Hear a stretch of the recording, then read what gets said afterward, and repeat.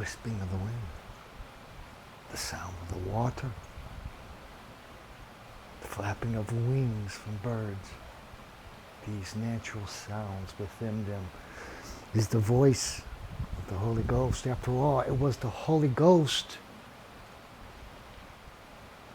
If you've been with us through Genesis, you have learned that it was the Holy Ghost that breathed life into every entity on this planet requiring a breath of air, a breath of oxygen, as they say. Fish don't breathe air. Yeah, the sea crustaceans don't breathe air.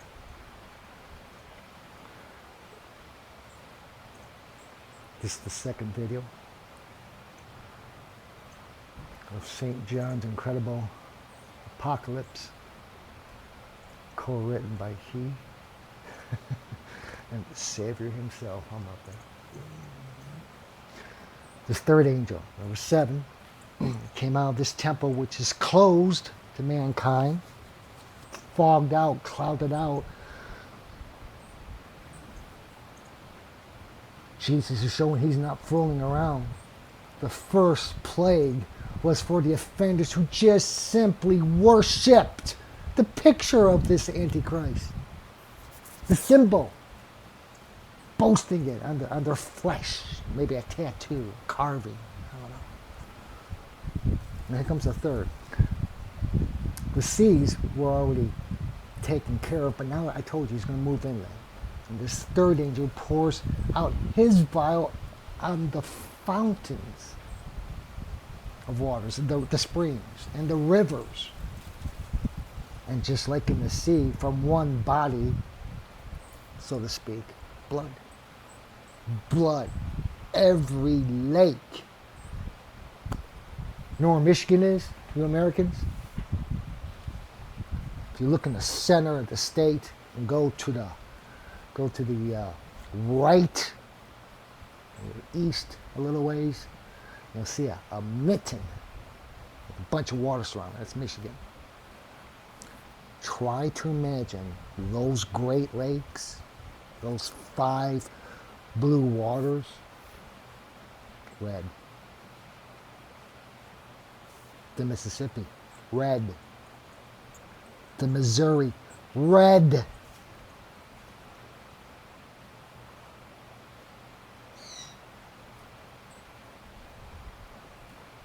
Lake Okeechobee, red.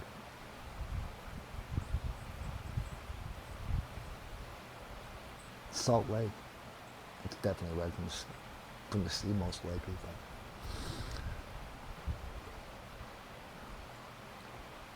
I would think that to do so now with all the fresh waters around the planet, again, our Heavenly Father continues eliminating the natural and the essential food supplies for life, for us, for Homo sapiens. Again, do you think he's fooling around? When the time has come for terror to end, it is going to end. There's nothing you can do about it. John continues, I heard the angel of the waters when it's going around these fresh waters. This third angel, he says, God is just. He always was. He is the Holy One. And because he has judged everything, and he judges everything, and because a lot of these horrible heretics have poisoned his blood by shedding the blood of prophets. Look at Jesus, the purest example. Stripped, harassed, beaten, spat upon, dragged, laughed at, scoffed at, compared to a murderer. Spikes driven through his flesh. Not once did he say, please, please have mercy on me. Nothing to mankind. keeping his mouth shut because he knows. And this is the greatest temptation we have because we live here. We are amongst our brothers and sisters constantly. How can we not say something to them? For what Jesus to do? That's what the 40 days in that marble desert was all about. An impenetrable desert that no man could walk through. He did. He existed there for 40 days and nights.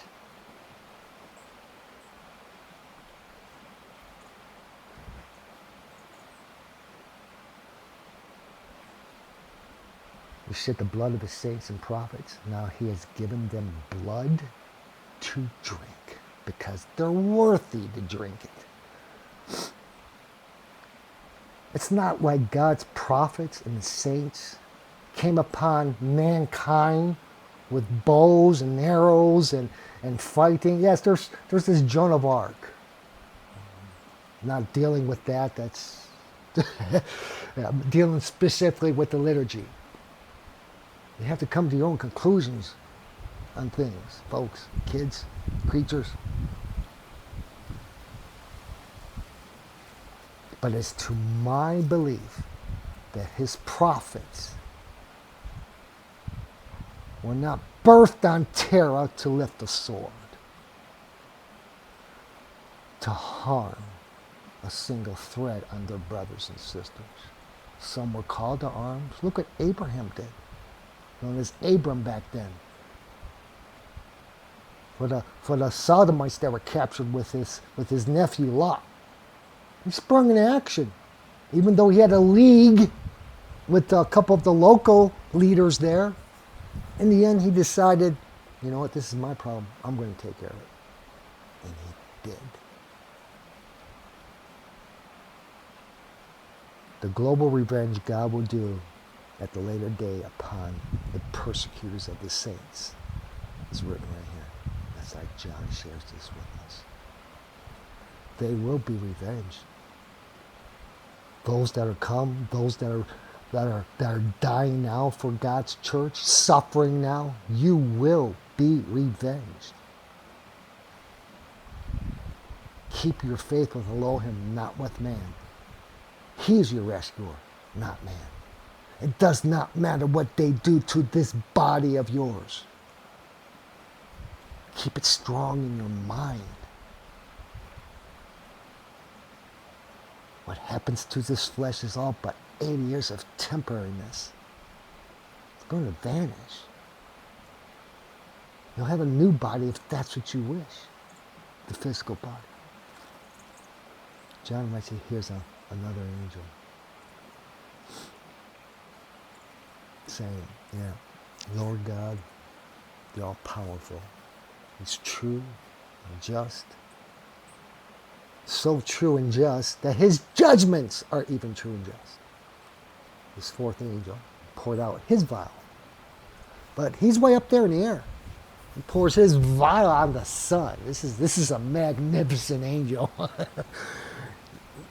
Because it was given him the power he's going to be able to afflict man with heat and fire. Oh, here comes the intensity.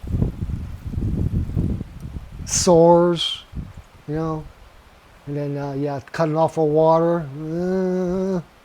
No rain coming to refresh it, nothing coming up from the springs. But now the heat. Men boiled. Men are going to boil with great heat.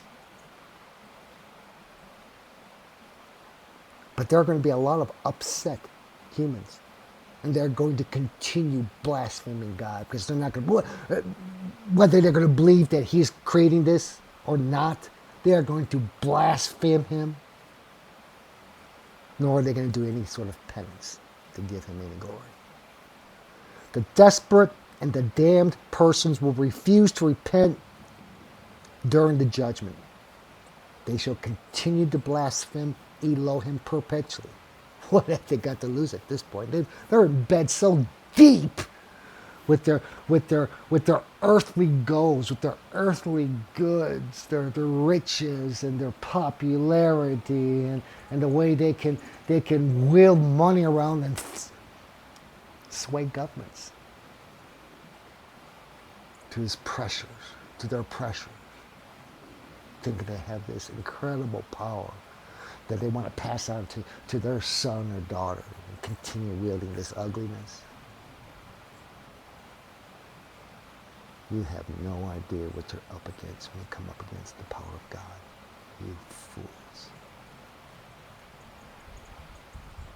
Fifth angel poured out his vial on the throne of the beast, and his kingdom.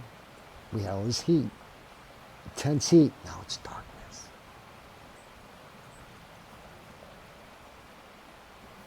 The throne of the beast, his kingdom was made dark. So wherever the Antichrist has rooted himself on terra becomes dark. Not everywhere on terra according to John, but everywhere Antichrist is rooted and the people following him. But there are going to be a lot of good people here. John says so. Happened during the flood as well. A lot of good people drowned. God's not going to forget them.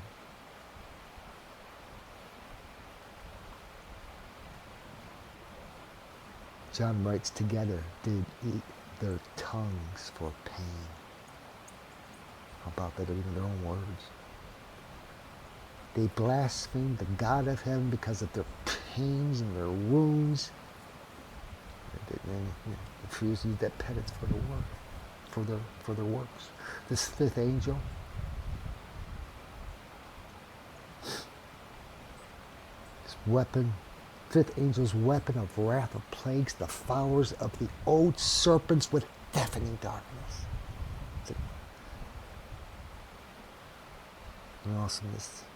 An awesome continuous darkening that leads to the maddening of men.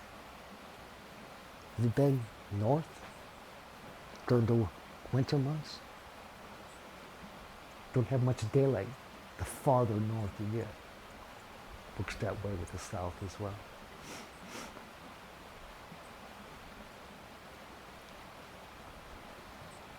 You at least get a couple hours of daylight up there. I've been up there in Alaska.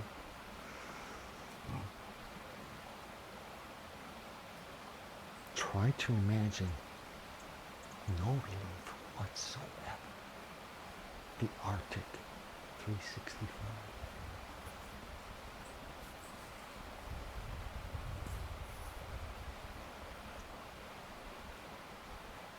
Prepare now. Children, stay on a path identified by true heroes. Heroes that are written in a book like this, the liturgy, which lasts for eternity. You can't beat the words in this. You can with translations, which is what all these religions have done successfully. They got people following them. Fool's errand. But these people following today, I'm calling them fools because so much technology exists. You can reach out if you want to. You're just lazy. I'm good. I'm good with this. I know there's 50 million religions out there, but this has got to be the one. I'm good with it. Are you sure? Are you willing to bet the judgment era on this?